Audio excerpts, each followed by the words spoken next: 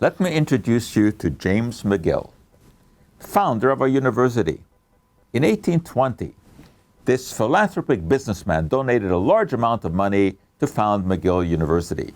But that's not why I'm talking about him. I'm talking about him because of his stylish hairdo. You'll recognize it because this is what judges and lawyers wear in England and in many of the former British colonies. Where did this idea come from? Well, we go back to about the 1500s when syphilis was rampant. And one of the hallmarks of syphilis is that it makes your hair fall out. So men took to wearing wigs in order to hide the fact that they may have been infected with syphilis. But it was really Louis XIV in France who popularized wigs. He started to lose his hair at a very young age. Not exactly sure why. And he started to wear wigs. Big wigs. At one point he had 40 wig makers and he possessed about 1,000 wigs. And his followers, his courtiers, of course, followed in his footsteps. Charles II of England was expelled to France from England. And he liked this idea of wigs. And when he went back to England in the Restoration, he introduced this idea. So the British started to wear wigs. Lawyers, judges, of course, started to wear wigs, but there was a problem. The wigs were home to lice. So there was a clever solution to this. Wig powder.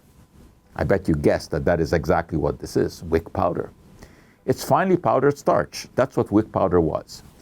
And it acted as a lubricant. When it was massaged into the wig, it prevented lice from taking a foothold because it made the hair very, very slippery.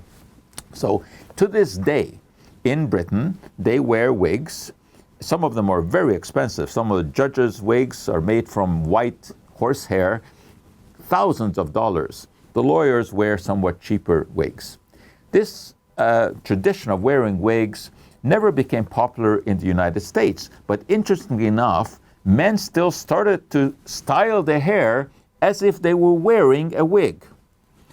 The most famous portrait of the first president of the US, George Washington.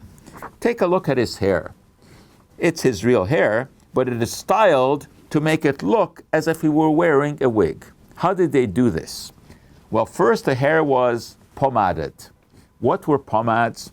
It was sort of a gluey mixture made from the extract of an apple, which is where the word comes from, the Latin word poma for apple, mixed with some animal fat.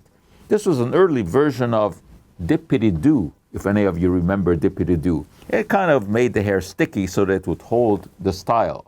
And then, of course, in the British tradition, they would use some white powder. And presto, there's the explanation in this famous portrait for George Washington's hair. So next time you pick up that dollar bill in the US, you can think of James McGill, his hair, wig powder, and apples.